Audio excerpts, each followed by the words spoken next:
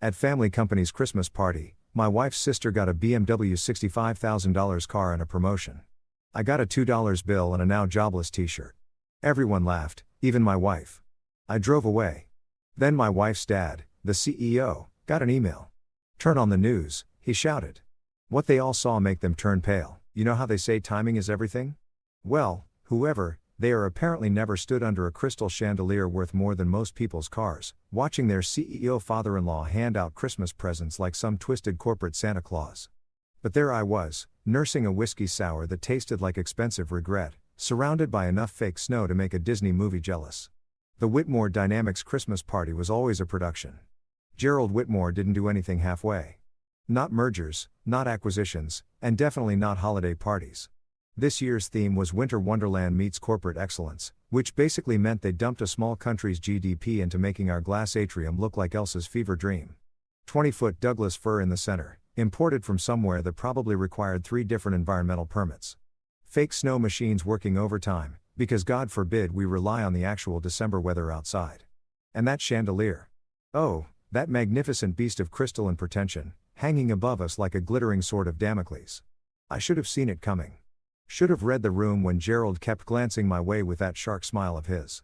Should have noticed how the conversations died when I walked up to the bar, or how Marla Knox from HR suddenly developed a fascination with her phone screen every time I passed. But no, I was too busy being the good company man, the loyal husband, the guy who built the backbone of this whole operation while everyone else played politics. Sophia looked radiant tonight, I'll give her that. Her silver cocktail dress caught the light just right, and she had that glow people get when they're exactly where they think they belong. She was over by the dessert station with her sister Tessa, both of them giggling like they were still in high school, instead of pushing 30. Tessa had this way of throwing her head back when she laughed, all dramatic and attention-seeking, like she was auditioning for a rom-com nobody asked for. "Ladies and gentlemen," Gerald's voice boomed through the sound system, cutting through the jazz quartet and the ambient chatter of 200 employees pretending to have fun. The man had a voice that could command a boardroom or sell ice to Eskimos, which, considering tonight's theme, felt oddly appropriate. If I could have your attention for just a moment, the crowd turned toward the makeshift stage they'd set up near the tree. Gerald stood there in his $1,000 suit, looking every inch the benevolent patriarch of our little corporate family. Behind him, a projector displayed the Whitmore Dynamics logo in festive red and green, because subtlety was apparently not on the company credit card. As we celebrate another record year, Gerald continued, his arms spread wide like he was blessing the masses. I want to take a moment to recognize the outstanding contributions of our team members. Record year, right. Record year built on the middleware I designed, the routing protocols I'd optimized, the compliance engines I'd coded while everyone else was busy networking and brown-nosing. But sure, Gerald, tell us all about this record year like it happened through executive vision alone. The DJ, some hipster kid with a man bun and an ironic mustache, killed the music on cue. The timing was so perfect it had to be rehearsed. Tessa practically bounced on her toes, clutching Sophia's arm like she was about to receive the Nobel Prize instead of whatever nepotistic nonsense was coming her way. Tessa Whitmore, Gerald announced, and the crowd erupted in polite applause, has shown exceptional leadership, creative vision, and dedication to the Whitmore family values. Family values. There's a phrase that could mean anything and nothing at the same time. In Gerald's vocabulary, it usually translated to born with the right last name and willing to smile for the cameras. The ribbon box appeared in Gerald's hands like a magic trick. Tessa squealed, actually squealed, like a teenager getting asked to prom and practically skipped to the stage. The crowd ate it up. Cameras flashed from every angle, because apparently this moment needed to be documented for posterity. Or Instagram. Hard to tell the difference these days. Tessa opened the box with theatrical precision, gasping at the BMW key fob like she'd never seen luxury before, which was rich considering she'd been driving daddy's car since she was 16. But the crowd didn't know that. The crowd saw a young executive being rewarded for her hard work and innovative thinking. And with this promotion to Vice President of Brand Strategy, Gerald continued, his voice dripping with paternal pride, comes all the responsibilities and privileges that our senior leadership enjoys. VP of Brand Strategy, the girl who'd spent the last 6 months posting motivational quotes on LinkedIn and calling it market research was now a VP. The same girl who thought synergy was a type of yoga and pivot was something you did in basketball. But hey, family values, right?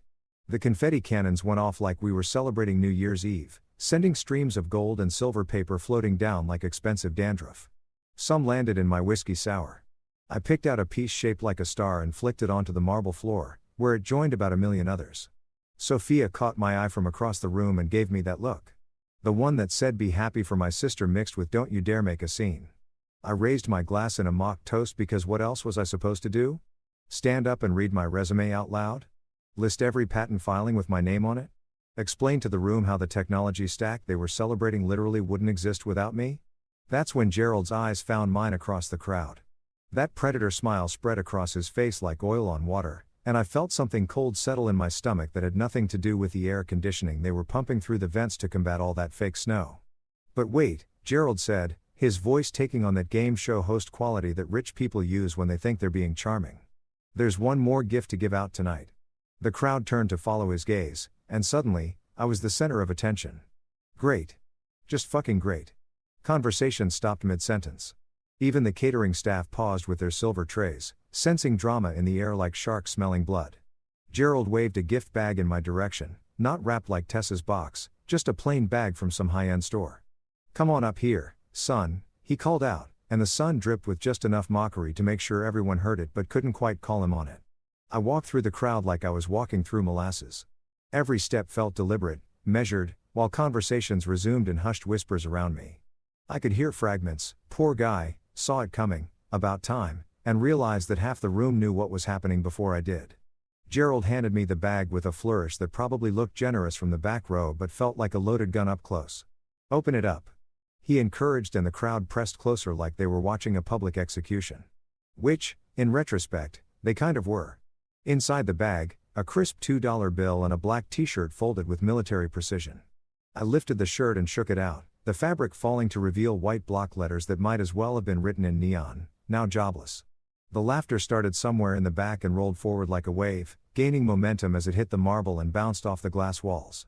It was the kind of laughter that feeds on itself, growing bigger and meaner with each echo.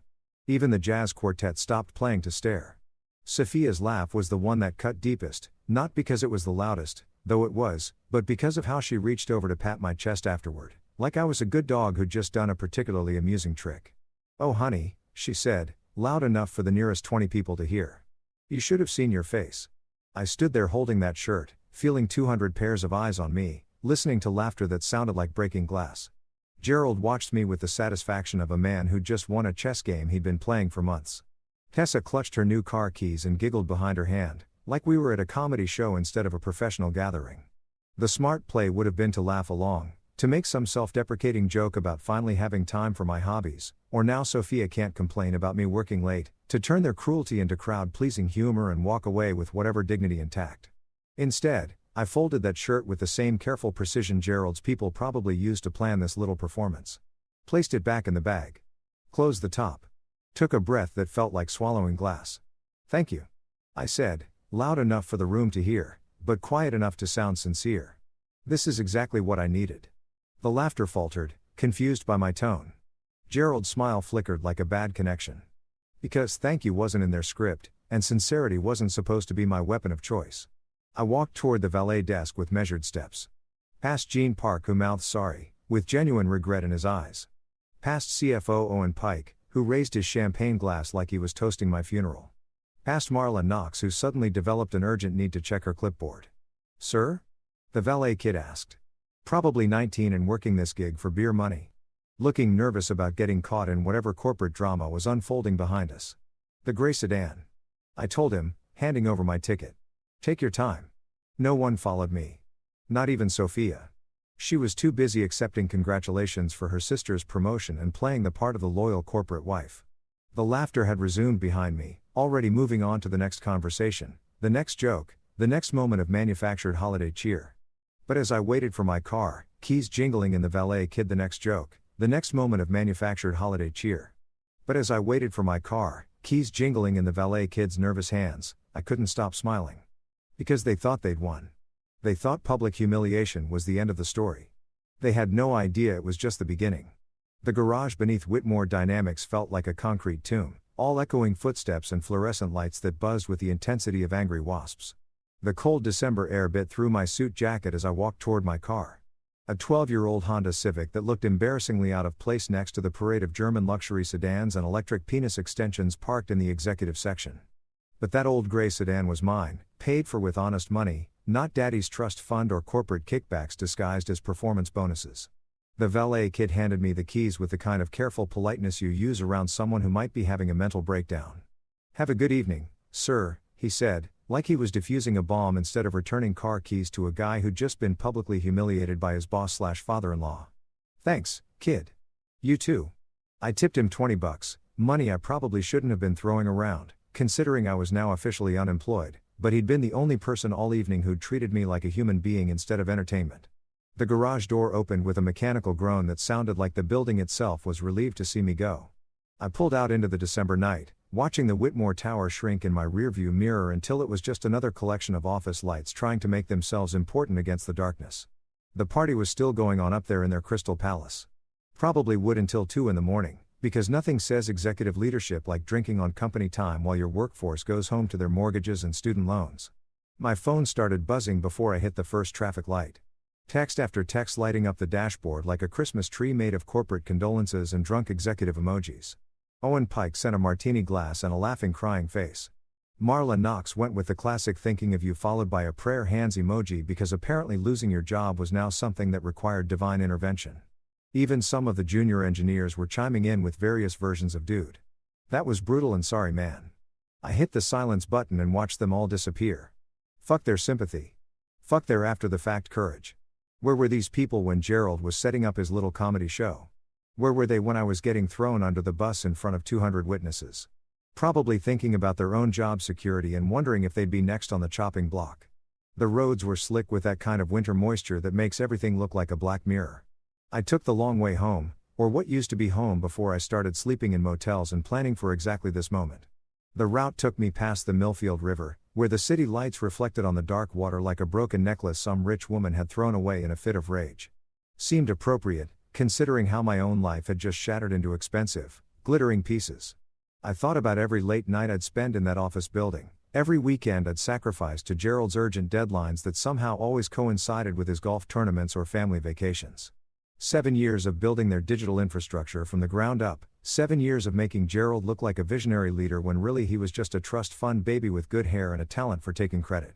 The middleware layer that handled all their client communications? Mine. The routing protocols that kept their data flowing smoothly between departments? Also mine.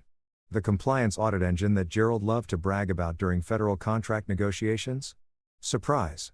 That masterpiece came from my keyboard too, coded during a particularly inspired bout of insomnia while Sophia complained about me working too much. Family excellence. Gerald had called it during his presentation to the Pentagon. Family excellence. Like the Whitmore gene pool had somehow produced technological innovation through pure bloodline superiority instead of relying on the contractors they treated like disposable assets. I stopped at a red light next to a bus stop where someone had graffitied "Eat the Rich" in dripping red letters. Subtle, but I appreciated the sentiment, especially considering I'd just been fed to said rich people like chum to sharks. The light turned green and I accelerated past a homeless guy with a cardboard sign that read "Anything helps." I made a mental note to circle back, after tonight. We might have more in common than I cared to admit. That's when I started laughing. Not the polite corporate chuckle I'd perfected over the years, but real laughter that started in my chest and bubbled up like champagne shaken too hard. Because they thought they'd broken me. They thought public humiliation and a joke t-shirt were the end of my story. Gerald probably went to bed tonight feeling like he'd taught me a valuable lesson about knowing my place in the pecking order. The thing about being underestimated is that it gives you room to maneuver. While Gerald was busy playing daddy's CEO and Sophia was shopping for designer handbags, I'd been building something they didn't even know existed. Something clean, something legal, something that would make tonight's party trick look like amateur hour. My phone buzzed again, not a text this time, but a call from Miguel Alvarez. Miguel, my old college roommate who'd gone on to become CTO at Arc Vantage Labs, one of Whitmore's biggest competitors. Miguel, who'd been quietly recruiting me for months with the kind of offers that would make a grown man weep. Miguel, who'd sent me a very specific text message 2 days ago. Weather looks clear. Weather looks clear. Our old code from freshman year computer science. Back when we thought we were so clever with our secret phrases and elaborate pranks. It meant all the signatures were in place, all the legal documents filed, all the chess pieces positioned for checkmate. It meant the plan we'd been cooking up for the better part of a year was finally ready to execute. I let it ring. Not because I didn't want to talk to Miguel. Hell, Talking to someone who actually respected my work sounded like heaven right about now, but because this moment deserved to be savored. This drive through the city that had watched me build something beautiful and then handed me a pink slip wrapped in tissue paper and malicious glee. The radio was playing some generic holiday music, the kind of sanitized Christmas cheer that sounds like it was focus grouped to death. I switched it off and drove in silence, listening to the hum of my engine and the whisper of tires on wet asphalt. The city looked different tonight, like I was seeing it through new eyes, clearer eyes that weren't clouded by loyalty or false hope or the desperate need to belong somewhere that never wanted me in the first place. I passed the Thai place where Sophia and I used to go for date nights, back when she actually wanted to spend time with someone who worked for a living instead of inherited it. Past the coffee shop where I'd had my first interview with Gerald, back when he was still pretending to care about qualifications instead of just looking for someone smart enough to build his empire and naive enough not to ask for equity. 7 years. 7 fucking years of giving that company everything I had. Every innovative idea. Every breakthrough moment. Every late night epiphany that moved their stock price another few points north. And what did I have to show for it?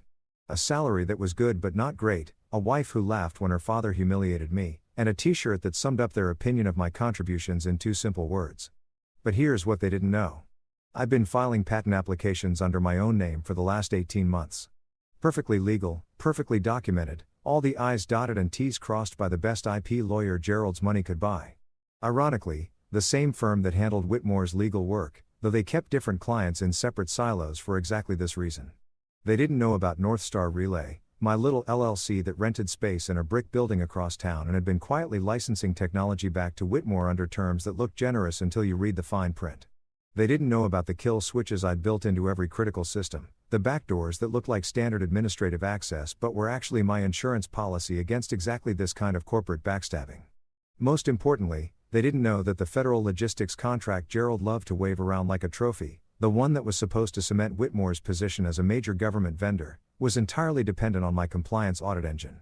The engine that ran on a temporary license that expired at midnight on December 31st unless certain payment and security requirements were met. Requirements that, according to my very careful documentation, Whitmore had been failing to meet for the past 6 months. I pulled into the parking lot of a 24-hour diner that specialized in grease and regret, the kind of place where truck drivers and night shift workers went to carb load before facing another shift of American capitalism. The neon sign flickered between open and op-ed, which felt like a metaphor for something, but I was too emotionally exhausted to figure out what. My phone lit up again, this time with a text from Sophia. "Where did you go? People are asking. People are asking. Not, I'm worried about you. Or are you okay? Or even, what the hell just happened back there? Just concern about what people might think if the guest of honor at their little humiliation party had the audacity to leave early." I typed and deleted a dozen responses. Everything from the honest truth about what I really thought of her family to elaborate explanations of why I couldn't stay and watch them celebrate my professional execution.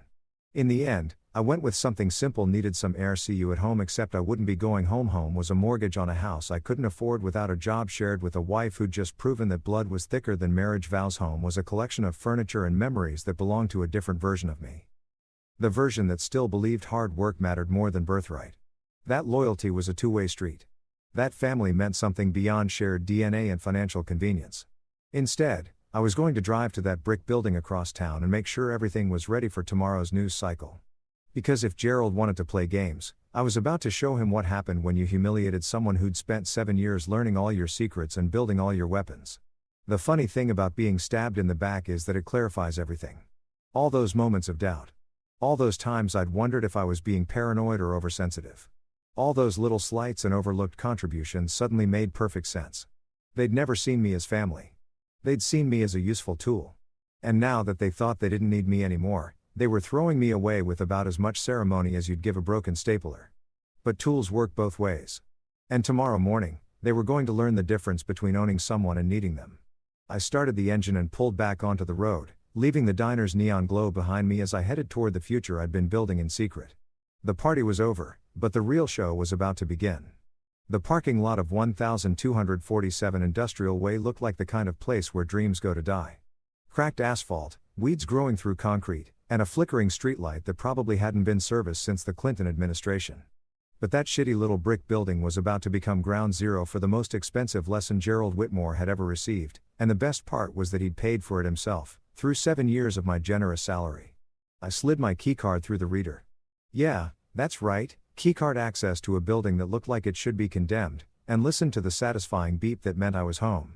Not home like the McMansion I'd been sharing with Sophia and her collection of throw pillows that cost more than most people's rent, but home like a place where I could finally stop pretending to be someone else's idea of success. The lobby, and I use that term loosely, consisted of a folding table, a dying rubber plant that I'd named Wilson after the volleyball and Castaway, and a motivational poster someone had left behind that read teamwork, because sometimes you can't do it all yourself. Ironic, considering I'd spent the last year doing exactly that while Gerald took credit and Sophia planned shopping trips to celebrate our achievements.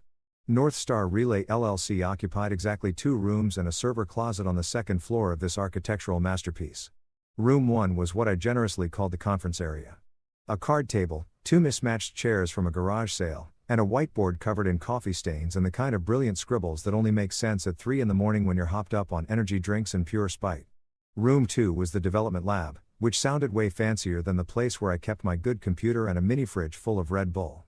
But it was the server closet that made this whole operation worthwhile. Behind a door marked, "Authorized personnel only," because I had a sense of humor about these things. A rack of humming hardware connected to fiber optic cables that would make NASA jealous. This wasn't some hobbyist setup cobbled together from Amazon Basics. This was enterprise-grade equipment that I'd been accumulating piece by piece, always paying cash, always keeping the receipts, always making sure everything was legal and traceable and absolutely fucking bulletproof. The smell hit me as soon as I opened the closet door. Ozone from the servers, that metallic tang of solder from late-night hardware modifications, and just a hint of the vanilla air freshener I'd hung up to mask the fact that I'd been practically living here for months. Home sweet home, population, me and about 50,000 lines of code that were about to change everything. I powered up the main workstation and watched the screens come alive with the kind of beautiful chaos that only a systems architect could appreciate. Network diagrams that looked like electronic spider webs, database schemas that would make a mathematician weep, and monitoring dashboards that tracked every heartbeat of every system running Whitmore's precious empire. Because here's the thing about being the guy who builds the foundation. You get to decide exactly how strong that foundation really is. The corkboard above my desk told the whole story in 4 neat rows of paper. Patent application 847,291A distributed middleware communication layer with adaptive load balancing. Patent application 847,291B. Resilient network routing protocol with autonomous failure detection. 87,291B resilient network routing protocol with autonomous failure detection. Patent application 847,291C real-time compliance audit engine for federal contract verification. And my personal favorite, patent application 847,291D. Machine identity vault with cryptographic chain of custody. All filed under my name. All assigned to North Star Relay. All perfectly, absolutely, completely legal under the intellectual property clauses buried in page 37 of my employment contract. Clauses that Gerald's lawyers had written to protect Whitmore from employee theft, not realizing they'd created a loophole big enough to drive a fucking semi-truck through. See, when you write IP protections that say, work product developed using company resources becomes company property, you better make damn sure you define what constitutes company resources. And when the employee in question has been working nights and weekends in his own lab, using his own equipment, solving problems that the company never officially asked him to solve. Well, that's when things get interesting from a legal standpoint. I've been documenting everything for 18 months. Every email thread where Gerald pushed back my resource requests.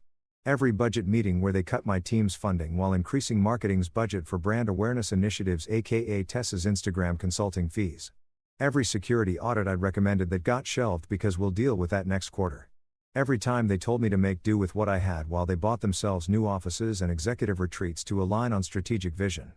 Priya Desai, my lawyer, had reviewed every filing, every assignment document, every licensing agreement with the kind of thoroughness that made her worth every penny of her ridiculous hourly rate. It's airtight. She told me last week over coffee in her downtown office that probably cost more per square foot than most people's apartments. They've been licensing your technology for months without knowing it. The moment they breach payment or security covenants, you can revoke access entirely. And oh, had they breached those covenants? The security requirements alone were like a greatest hits collection of corporate negligence. Unpatched systems, default passwords on critical infrastructure, administrative accounts shared via sticky notes, and my personal favorite, Owen Pike using password 123 for his CFO credentials because apparently cybersecurity was too complicated for someone making high 6 figures. I logged into the escrow agent's dashboard and confirmed what Miguel had been hinting at in his cryptic texts. ARK Vantage's payment had cleared that afternoon. Not just cleared, but cleared big. 7 figures big. The kind of money that would let me tell Gerald Whitmore exactly where he could shove his now jobless t-shirt while wearing a smile that could power a small city. The license flip-over timers were already set. Midnight tonight, Whitmore's access to my core systems would expire unless they met specific payment and security requirements that I'd been documenting their failure to meet for months. At 12:01 a.m., those same licenses would automatically transfer to ARK Vantage under our exclusive partnership agreement. An agreement that Gerald would probably find out about when his morning coffee was interrupted by some very unhappy phone calls from very important government officials. I pulled up the draft email I'd been perfecting for the better part of 6 months. Every word chosen for maximum legal impact and minimum emotional satisfaction. Because this wasn't about revenge, this was about business. The subject line was beautifully bland. Notice of license termination due to covenant breach. The body read like something generated by the world's most polite sociopath. Dear Whitmore Dynamics Leadership Team, per Section 9.2 of License Agreement WDL 2024-047 executed between Northstar Relay LLC and Whitmore Dynamics Incorporated, this notice serves to inform you that the temporary grace period for compliance violations will end at 01 Eastern Standard Time on December 23, 2024. As documented in our previous communications dated October 15, November 3, and December 1, the following covenant breaches remain unresolved. Failure to implement required security protocols, Section 4.2. A. Non-payment of quarterly licensing fees, Section 6.1. B. Unauthorized modification of core systems, Section 8.3. C. Failure to maintain required audit trails, Section 9.1. D. Effective 0/01/12/23/2024, access to all Northstar Relay intellectual property will be revoked, including but not limited to the distributed middleware communication layer, resilient routing protocol, compliance audit engine, and machine identity vault. Not limited to the distributed middleware communication layer, resilient routing protocol, compliance audit engine, and machine identity vault. This action is taken in accordance with the terms agreed upon by both parties and is non-negotiable. Regards, Northstar Relay LLC. Beautiful, wasn't it? Cold as a morgue and twice as final. No emotion, no personal attacks, no mention of t-shirts or public humiliation or the fact that Gerald's family values were worth about as much as a Confederate dollar in a modern economy. Just pure, devastating business communication that would hit their legal department like a freight train carrying legal dynamite. The best part, the absolute chef's kiss of this whole operation, was that Gerald had been bragging about that federal logistics contract for months. The one that was supposed to prove Whitmore could handle government-level security and compliance requirements. The one that required real-time audit trails and cryptographic verification of every transaction. The one that was built entirely on my compliance audit engine and would fail spectacularly the moment that engine went dark. I opened a new tab and checked the news feeds, making sure Harper Quinn had everything she needed for her morning bombshell. Harper, the investigative business reporter who'd been sniffing around Owen Pike's creative expense reports like a bloodhound with a journalism degree. Harper, who was about to receive a very interesting collection of documents that would make her Christmas morning feel like, well, Christmas morning. Travel receipts that didn't match any legitimate business meetings. Contractor payments to shell companies that existed only on paper. Email chains where Owen pressured suppliers into marketing rebates that looked suspiciously like kickbacks when you added up the numbers. And my personal favorite, a paper trail showing how Owen had been billing his daughter's private school tuition as executive education expenses. The SEC was going to have a field day. Martha Stewart went to prison for less. I leaned back in my chair and looked around at this little kingdom I'd built in secret. Coffee-stained white boards covered with architectural diagrams that would revolutionize enterprise communication. Hardware that hummed with the kind of quiet confidence that came from being built right the first time. Patent filings that would make other companies pay me royalties for the next 20 years. Tomorrow morning, Gerald would wake up to a world where his golden boy son-in-law had disappeared and taken his entire technical infrastructure with him. Tomorrow morning, Sophia would realize that her husband wasn't just some grateful employee who should be happy to work for family. He was the guy who'd been keeping the lights on while her relatives played dress-up as business leaders. Tomorrow morning, they'd learn what happened when you treated talent like it was disposable and then threw it away in front of 200 witnesses. I closed the email draft and saved it to send at exactly midnight. Not because I needed the dramatic timing. This wasn't a movie, after all. But because contracts were contracts, and I'd honored every clause right up until the moment they decided to turn my termination into dinner theater. The rubber plant in the corner seemed to approve, or maybe that was just the way the server lights reflected off its leaves. Either way, Wilson had been a better colleague than most of the people I'd left behind at that party. I grabbed my coat and headed for the door, taking one last look at the operation that was about to become the most expensive practical joke in corporate history. Tomorrow, I'd be back to start building something new. Something that belonged to me. Something that nobody could take away with a gift bag and a smirk. But tonight? Tonight, I had a few more hours to be officially employed by Whitmore Dynamics, and I planned to make the most of them. My phone lit up like a slot machine hitting jackpot, except instead of coins, I was getting a cascade of digital desperation from the Whitmore family dynasty. Sophia's name flashed across the screen first, probably calling to explain why she'd laughed along with Daddy's little comedy routine, or maybe to ask if I was being dramatic by leaving early. Like watching your husband get publicly humiliated was just another Tuesday night and I was the one overreacting. I let it ring. Then ring again. Then a third time because apparently my wife had never heard of taking a hint. The voicemail notification popped up and I could already imagine her tone. That particular blend of condescension and fake concern she perfected during our marriage, the voice she used when she wanted to sound supportive while actually telling me I was wrong about everything. Then Gerald's name appeared, because of course it did. The man who'd just handed me a t-shirt proclaiming my unemployment in front of his entire company was now calling like we were old buddies who needed to clear the air. I watched his call go to voicemail too, then immediately light up again, because Gerald Whitmore was not the kind of man who accepted being ignored by people he considered beneath him. The third caller was Tessa, and that's when I knew they were starting to panic. Princess Tessa, fresh VP of Brand Strategy, knew they were starting to panic. Princess Tessa, fresh VP of Brand Strategy, who probably thought her new title gave her some kind of diplomatic immunity in family disputes. Her text appeared before I could decide whether to answer. It was a joke. Lighten up face blowing a kiss. A joke. Right. Because nothing says comedy gold like publicly firing someone at a Christmas party while their wife laughs and their coworkers applaud. Ha fucking ha, Tessa. Maybe for your next joke, you can explain that one to the SEC when they start asking questions about your well-deserved promotion and whether it had anything to do with actual qualifications or just happened to coincide with your last name.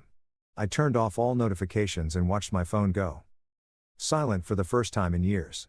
Amazing how peaceful life could be when you stopped letting other people's emergencies become your problems. No more late-night calls from Gerald demanding I fix whatever his latest hire had broken. No more texts from Sophia complaining that I worked too much while simultaneously expecting me to maintain our lifestyle on a salary that was good but not good. Instead, I dialed Priya Desai. Because when you're about to detonate someone's entire business model, you want the kind of lawyer who charges $400 an hour and earns every penny of it. Priya was the type of woman who wore power suits like armor and could dissect a contract like a forensic pathologist examining a murder victim. She was also the only person in my life who'd told me the truth about what Gerald was really planning. "I've been waiting for your call," she said before I could even identify myself. Her voice had that crisp efficiency that came from billing in 6-minute increments and never wasting a second of anyone's time, especially her own. I assumed tonight went exactly as we predicted. T-shirt and everything. I confirmed, settling back into my car seat and watching the brick building that housed my real future. Gerald's got a real flair for the dramatic. Should have gone into theater instead of inheriting a tech company. Perfect. The afternoon wire from Arc Vantage cleared escrow at 3:47 p.m. 7 figures, as promised. The second license agreement, exclusive global rights to your patent portfolio, goes live at midnight when Whitmore's access expires. I could hear papers rustling in the background, the sound of someone who had her shit together while everyone else was stumbling around in the dark. Miguel Alvarez called my office an hour ago to confirm final details. He sounds very pleased with the arrangement. Miguel, my old college buddy who'd gone on to bigger and better things while I was busy being Gerald's favorite technical whipping boy. Miguel, who'd been quietly recruiting me for months while I was still trying to make things work with Whitmore. Miguel, who'd looked at my patent portfolio like a kid in a candy store and immediately started talking about partnership agreements and revenue sharing and all the things that happen when companies actually value innovation instead of just exploiting it. "There's something else," Priya continued, and I could hear the satisfaction in her voice. "Harper Quinn called this afternoon. She's running the Pike story tomorrow morning. Early edition, front page of the business section. She wanted me to thank you for the documentation package." Harper Quinn, the investigative reporter who'd been circling Owen Pike like a shark that had smelled blood in the water but couldn't quite locate the source. The woman who'd built her career exposing corporate corruption and had been looking for a way into Whitmore's books for the better part of a year. The journalist who was about to receive enough evidence to keep her busy until Easter. How bad is it? I asked, though I already knew the answer. I'd been collecting Owen's dirty laundry for months. Every questionable expense report, every suspicious vendor payment, every creative interpretation of business necessity that would make an accountant break out in hives. Bad enough to trigger an SEC inquiry, probably within the week. The shell company payments alone are worth their own investigation. Add in the vendor kickbacks and the personal expenses he's been writing off as business costs. Priya paused for dramatic effect, because even lawyers appreciated good timing. Let's just say Owen's going to need a very good criminal defense attorney, and soon. I thought about Owen at the party tonight, raising his champagne glass in my direction like he was toasting my downfall. Pompous bastard probably went home feeling like he'd participated in some kind of corporate team building exercise, bonding with the boss by laughing at the hired help. Tomorrow he'd wake up to federal investigators asking very pointed questions about his travel expenses and vendor relationships. There's one more thing, I said, watching a security guard make his rounds through the parking lot, flashlight beam cutting through the darkness like he was searching for problems that weren't there. Ray Holt warned me months ago that something was coming. Said to watch my back. Ray Holt, Whitmore's head of security, was old school law enforcement who'd retired from the FBI to babysit corporate executives and their various legal liabilities.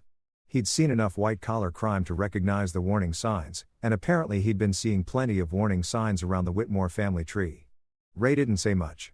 20 years of federal service had taught him the value of keeping his mouth shut, but when he did speak, smart people listened. Watch your back, he'd told me 3 months ago, cornering me by the coffee machine during one of my rare visits to the actual office. Things are moving upstairs. Not good things. He'd walked away before I could ask for details, but the message was clear: whatever Gerald was planning, it wasn't going to end well for me. Funny how being right doesn't make you feel better when you're the target.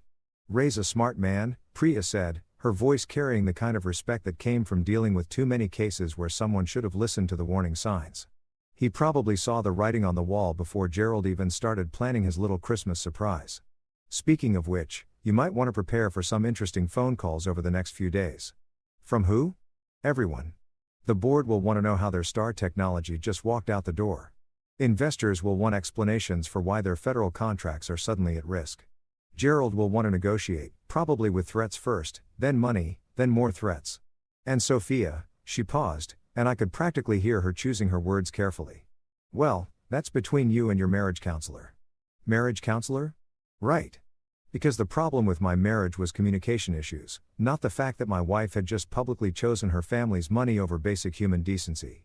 But that was a problem for future me to solve, along with finding a new place to live and figuring out what the hell I was going to do with my life now that I'd burned down my old one. The important thing, Priya continued, is that you don't engage with any of them directly. All communication goes through me from here on out. Gerald's going to try every trick in the book: guilt, anger, intimidation, bribery, and you need to let me handle it. You've got the high ground now, but only if you don't do anything stupid. Stupid like answering Sophia's calls to hear her explain why watching her husband get destroyed was somehow funny. Stupid like listening to Gerald's threats about lawsuits and non-compete clauses that had more holes than Swiss cheese. Stupid like feeling guilty for protecting work that was legally mine while they'd been planning to screw me over for months. Don't worry.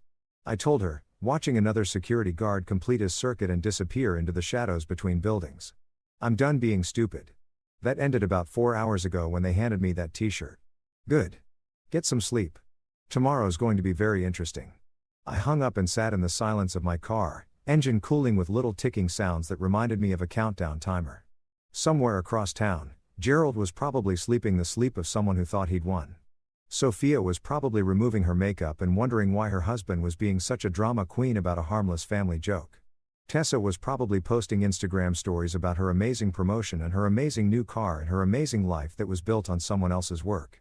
And Owen Pike was definitely sleeping like a man who had no idea that tomorrow morning would bring very uncomfortable questions from very serious people with federal badges. My phone buzzed one more time. A text from an unknown number that just said "Security Chief says hello. Good luck tomorrow. Ray Holt," checking in from whatever burner phone security professionals used when they wanted to send messages that wouldn't show up in corporate discovery requests. I smiled and typed back. "Tell the chief, thanks for the heads up. Storm's coming."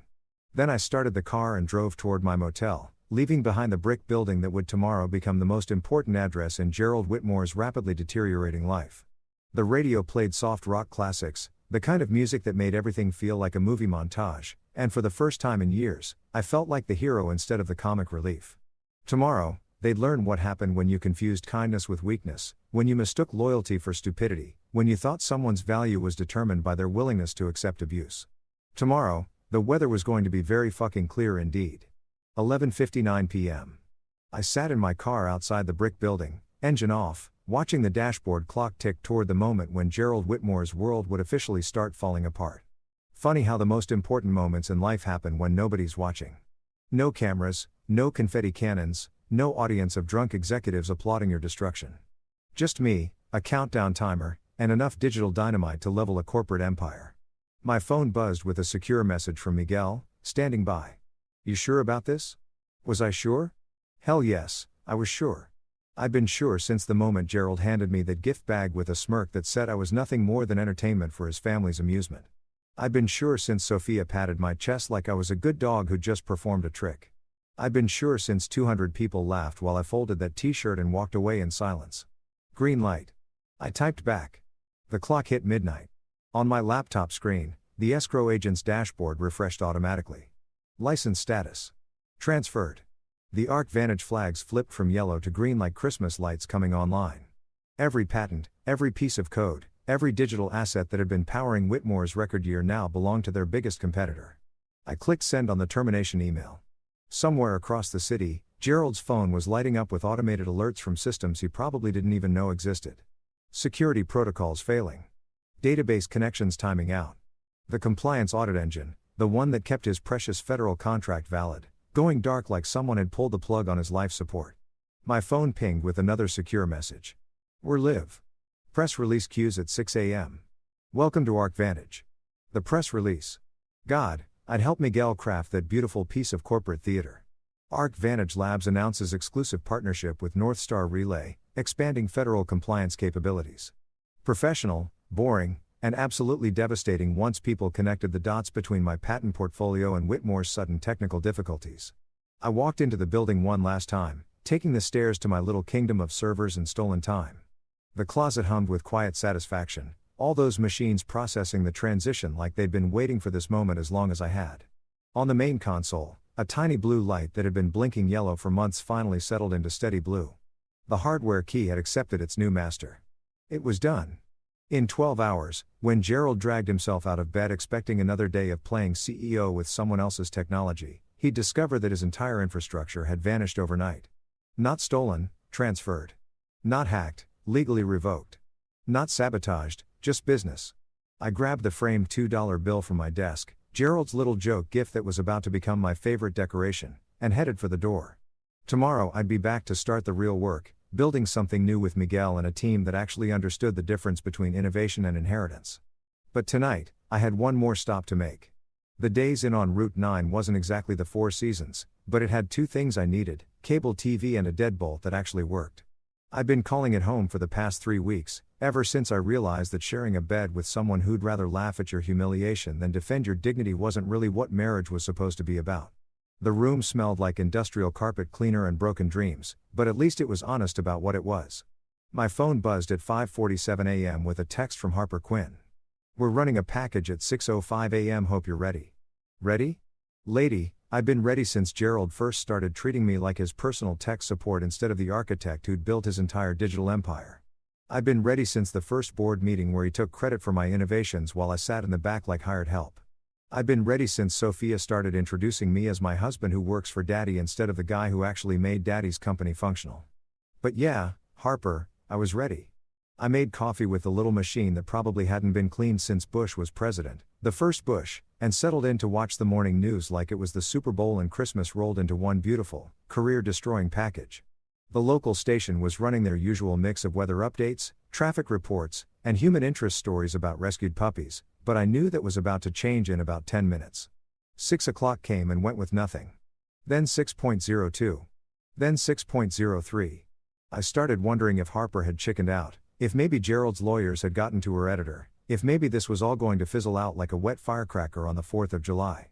Then, at 6:05 a.m. exactly, the screen flashed breaking news in letters big enough to read from space. Good morning, this is Jennifer Walsh with Channel 7 News. We're following breaking developments in a story that could have major implications for federal contracting and corporate governance. Whitmore Dynamics, the technology company that recently secured a major logistics contract with the Pentagon, is facing what sources are calling a compliance crisis following the sudden revocation of critical software licenses. They put Whitmore's logo on screen, that pretentious mountain peak design that was supposed to represent reaching new heights, but looked more like a pyramid scheme's fever dream. The same logo that had been plastered all over the Christmas party while they handed out BMWs to unqualified family members and unemployment to the guy who built their technical foundation. The company's stock has been halted pending investigation into what federal officials are describing as potential non-compliance with security protocols required for government contracts. The license revocation affects multiple core systems, including what sources describe as the backbone of Whitmore's audit and compliance infrastructure. Beautiful. Just fucking beautiful. I could picture Gerald right now, probably still in his silk pajamas, watching his company's stock price disappear while he tried to figure out how his disposable son-in-law had just nuked his entire operation from orbit. But wait, it got better. The screen cut to footage of Gerald arriving at Whitmore headquarters, and holy shit, the man looked like he'd aged about 10 years overnight. His usually perfect hair was disheveled, his tie was crooked, and he had that deer in headlights expression that rich people get when reality finally catches up with their bullshit. Reporters were shouting questions at him like he was walking a perp walk instead of just going to work. Mr. Whitmore, can you comment on the license termination? Sir, how will this affect your federal contracts? What's your response to allegations of security violations? Gerald pushed through the crowd with the kind of forced smile that politicians use right before they resign in disgrace, muttering something about looking into the situation and confident in our legal position.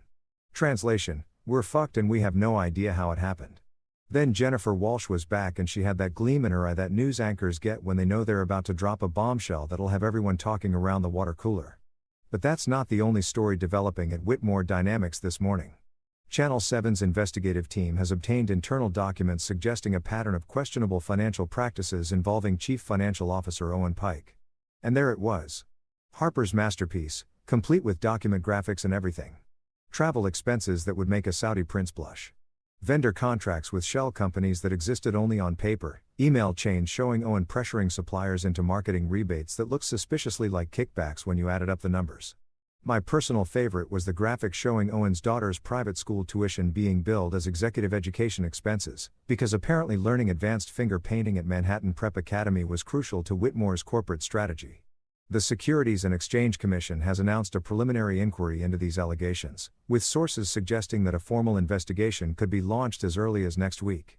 I actually laughed out loud. Not the polite chuckle I'd been using for 7 years of corporate meetings, but real laughter that started in my chest and bubbled up like champagne.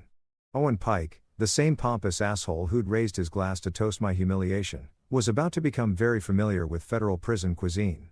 My phone started blowing up. Not with calls this time. Apparently they'd finally figured out that I wasn't answering, but with texts that read like a Greek chorus of corporate panic. Up. Not with calls this time. Apparently they'd finally figured out that I wasn't answering. But with texts that read like a Greek chorus of corporate panic. Gene Park. They're pale as paper. Systems are degrading. Emergency board meeting in 1 hour. Some random engineer from the networking team. Dude. Everything's falling apart. Half the servers are throwing errors. Even Marla Auer, Gerald screaming, Owen sweating, Tessa crying, the same Tessa who'd squealed with delight over her unearned BMW and undeserved promotion was now crying because Daddy's empire was crumbling faster than a sandcastle at high tide. The same Tessa who texted me to lighten up about her family's little joke was probably realizing that jokes have consequences when you're dealing with someone who knows where all the digital bodies are buried. The news switched to footage of Arc Vantage Labs, and there was Miguel looking calm and professional in his navy blue suit, standing next to a banner that read, "Innovation through Partnership." The reporter was asking him about his company's strategic acquisition of critical compliance technology, and Miguel was giving all the right answers about excited to serve federal clients and committed to the highest security standards. Everything Whitmore had failed to do, everything Gerald had been too arrogant to prioritize, everything they'd assumed would just keep working because it always had. Miguel was promising to do it right. With my technology. With my patents. With my expertise, properly valued and legally protected. The partnership with Northstar Relay represents a significant expansion of Arc Vantage's federal compliance capabilities, Miguel was saying, and I could see him fighting to keep a straight face. We'd practiced this interview 3 times, and every run-through had ended with both of us cracking up like teenagers pulling off the perfect prank. Except this wasn't a prank. This was business. This was what happened when you treated innovation like inheritance and assumed that smart people would always be grateful for whatever scraps you threw them. This was what happened when you confused loyalty with stupidity and thought public humiliation was an appropriate management technique. The segment ended with stock footage of federal buildings and serious voice narration about increasing scrutiny of government contractors and the importance of corporate governance in sensitive industries. Translation: Gerald's about to become very popular with regulatory agencies, and not in a good way. I poured another cup of terrible coffee and checked the market futures. Whitmore Dynamics was down 18% in pre-market trading, with more bad news probably on the way once word got out about the full scope of their technical difficulties.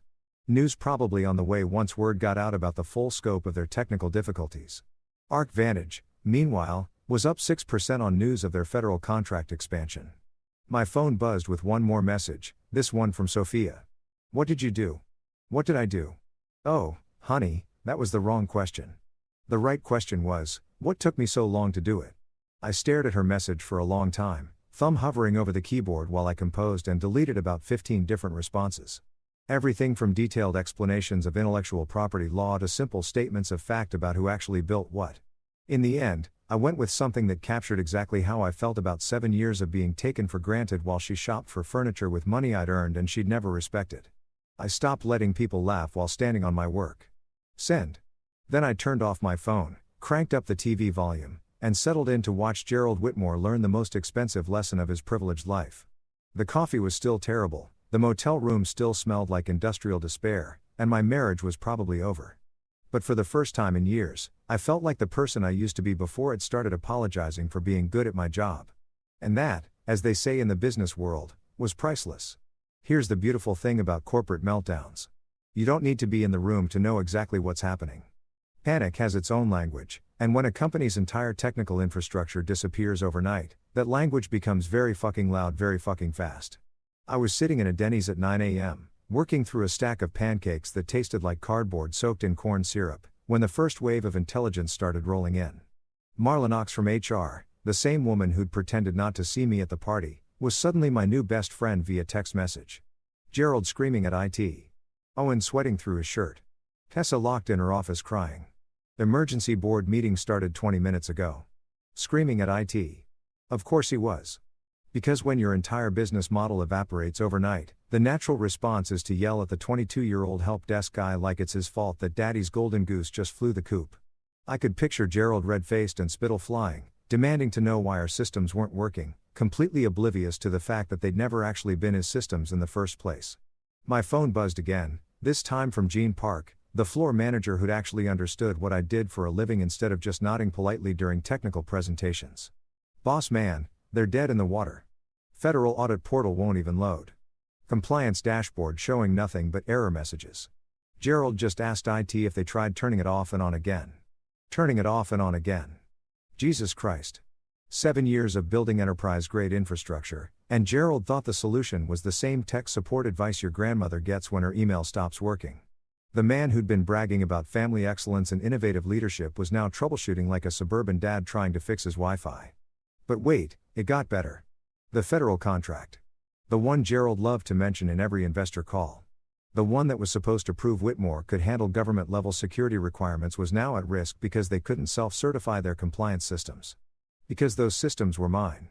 Because those systems were now licensed exclusively to Arc Vantage. Because Gerald had been so busy planning his Christmas party humiliation theater that he'd forgotten to read the fine print on who actually owned what. Bloomberg was running a breaking news ticker at the bottom of the diner's TV. Whitmore Dynamics trading halted pending SEC review of financial irregularities. The SEC. Harper Quinn had really delivered on her promise to make Owen's life interesting.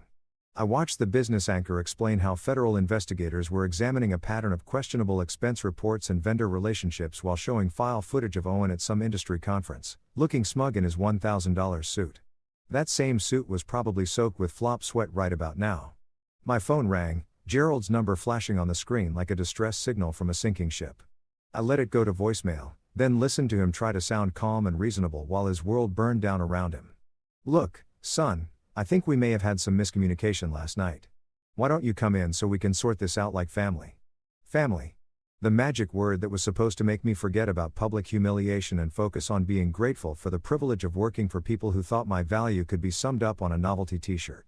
Arc Vantage went live on Bloomberg 20 minutes later.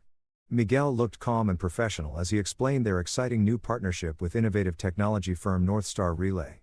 The anchor kept saying my name, my actual name, not Gerald's son-in-law or the guy from IT, and treating me like someone whose opinion mattered. Which was a refreshing change of pace. The best part was watching Gerald's empire crumble in real time. No dramatic explosions, no movie-style confrontations. Just quiet system failures and regulatory inquiries, and the steady drip of consequences finally catching up with people who'd thought they were untouchable. Sophia finally texted around noon. "What did you do?" "What did I do?" "Oh, sweetie, that was adorable." Like I was some kind of criminal mastermind instead of just a guy who'd finally stopped letting people steal his work while laughing about it. Like protecting intellectual property that was legally mine was somehow a betrayal instead of basic self-respect. I stared at her message for about 10 minutes, typing and deleting responses while my pancakes got cold. Everything from detailed explanations of patent law to simple statements about what happens when you treat talent like it's disposable. In the end, I went with the truth, because sometimes the truth is the sharpest weapon you can use. I stopped letting people laugh while standing on my work. Send. Gerald's call came at exactly noon, because apparently even in the middle of a corporate meltdown, the man still believed in power lunch timing.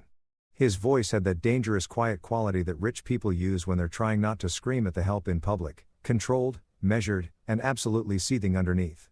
"You come here now," he said, not bothering with pleasantries or even basic human decency.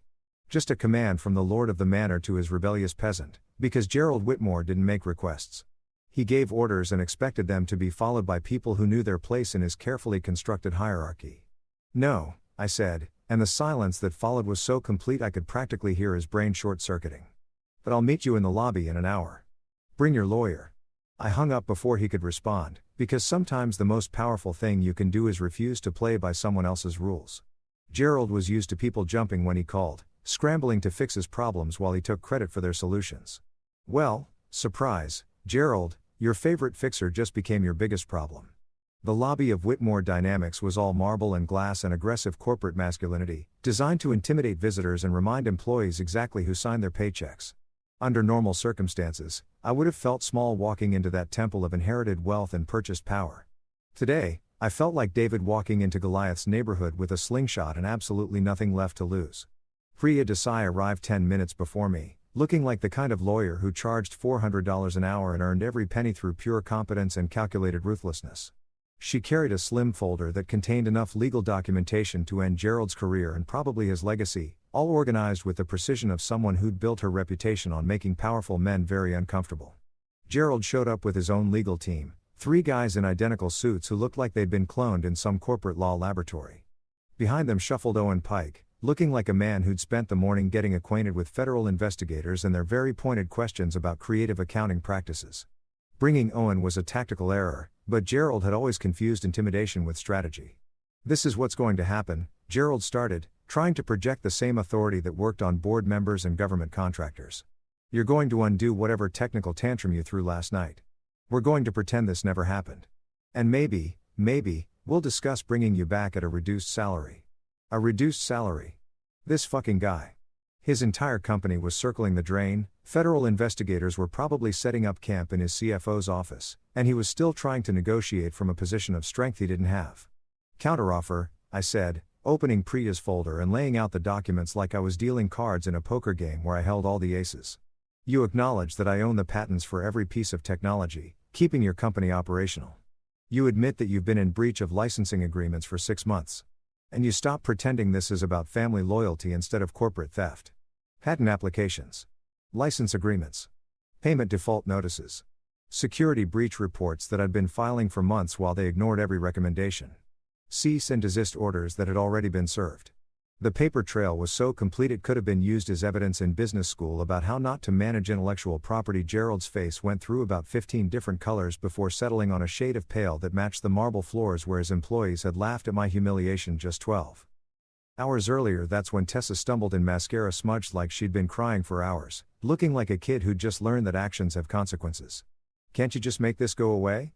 she pleaded, and the desperation in her voice was almost enough to make me feel sorry for her. Almost. Make what go away, Tessa? The patents I filed legally? The contracts your father breached? The federal investigation into your CFO's creative bookkeeping? Or just the fact that your family thought you could humiliate me and I'd keep building your empire for free?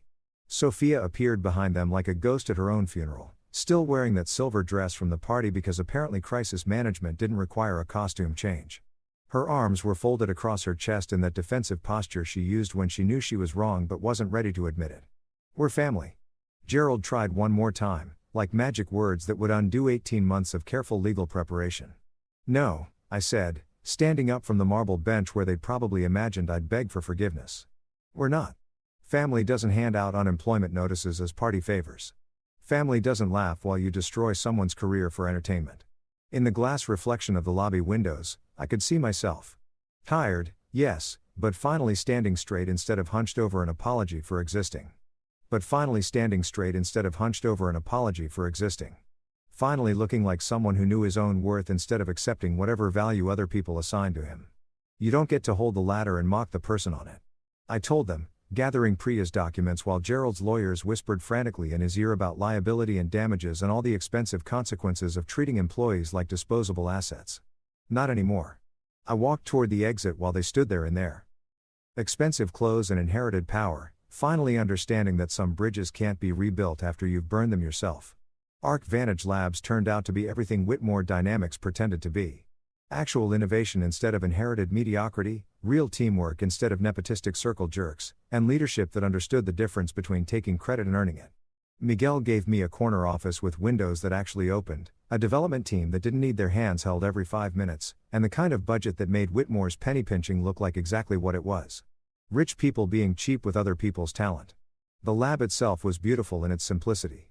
Clean workstations, state-of-the-art hardware, and coffee that didn't taste like it had been filtered through someone's gym socks. No fake snow machines or crystal chandeliers or motivational posters about synergy. Just smart people doing smart work and getting paid what they were actually worth. My first hire was Gene Park because loyalty deserves to be rewarded when it goes both directions. I offered him a signing bonus that was more than Whitmore had given him in annual raises over 3 years, plus equity in the projects he'd actually be building instead of just maintaining. Gene took one look at the offer sheet and started laughing. The good kind of laughter, not the cruel kind I'd been subjected to at Gerald's party. You know they're calling you Lucifer over there? Gene told me during his first week, setting up his workstation with the kind of care that comes from finally having tools that match your skill level. Marla from HR keeps talking about how you betrayed the family trust. Family trust. Right. Because trusting your family not to publicly humiliate you was apparently too much to ask, but expecting you to keep building their empire after they treated you like garbage was just natural family dynamics. We started a helpline for smaller vendors who'd been getting squeezed by Owen's kickback schemes. Companies that had been forced to choose between paying bribes disguised as marketing fees or losing their Whitmore contracts entirely. Turned out there were a lot of them, and they all had stories about Owen's creative interpretation of ethical business practices. My apartment above Rossetti's cafe was nothing fancy, 1 bedroom, a kitchen the size of a closet, and a view of the alley where they kept the dumpsters. But it was mine, paid for with clean money, and the old Italian couple who ran the cafe downstairs made the kind of coffee that actually improved your day instead of just keeping you awake. Mrs. Rossetti had adopted me like a stray cat, bringing up leftover cannoli and asking why a nice young man like me was living alone instead of with that pretty wife from the pictures. I stopped showing her pictures of Sophia after the divorce papers were filed. Harper Quinn won a state journalism award for her series on Whitmore's financial irregularities. The ceremony was covered on local news, and I watched from my little apartment while eating takeout Chinese and feeling genuinely proud of someone else's success for the first time in years. She'd taken my documentation and turned it into the kind of investigative masterpiece that actually changed things. Owen was facing federal charges, Gerald was dealing with shareholder lawsuits, and Whitmore Dynamics was hemorrhaging clients faster than a punctured pipeline. Late at night, I'd tape Gerald's $2 bill above my desk, not as a reminder of being hurt, but as a measuring stick. Never again would I accept less than my actual value. Never again would I build someone else's empire while they handed out BMWs to unqualified family members and unemployment notices to the people who actually did the work. Priya introduced me to a pro bono clinic downtown where small business founders came for help protecting their intellectual property from exactly the kind of corporate theft I'd spent 7 years enabling. Twice a month, I'd volunteer to review contracts and patent filings, helping other people avoid the mistake I'd made of trusting family to treat you like family. Because sometimes the best revenge isn't personal, it's making sure the next guy doesn't get screwed the same way you did. 1 year later, I was hosting my own Christmas party in the ARC Vantage Lab, and holy shit, what a difference a year makes when you're surrounded by people who actually deserve to be there. Miguel brought his famous tamales, the ones his grandmother taught him to make before she died, not some catered nonsense from a company that charged by the fancy napkin. Jean had somehow managed to rig the coffee machine to dispense hot chocolate, because apparently being a networking genius also made you a beverage wizard. Priya showed up with a bottle of champagne that cost more than most people's car payments, and Harper Quinn brought her journalism award because she was proud of it and wanted to share the moment with people who'd helped make it possible. Even Mrs. Rossetti from downstairs had joined us, carrying a tray of her legendary cannoli and complaining in her thick Brooklyn accent about how we were all too skinny and needed to eat more. "You boys work too hard," she kept saying, forcing second helpings on everyone while the news played softly in the background. It was the kind of Christmas gathering that actually felt like celebration instead of corporate theater. Real laughter instead of the performative bullshit I'd endured at Whitmore's Crystal Palace.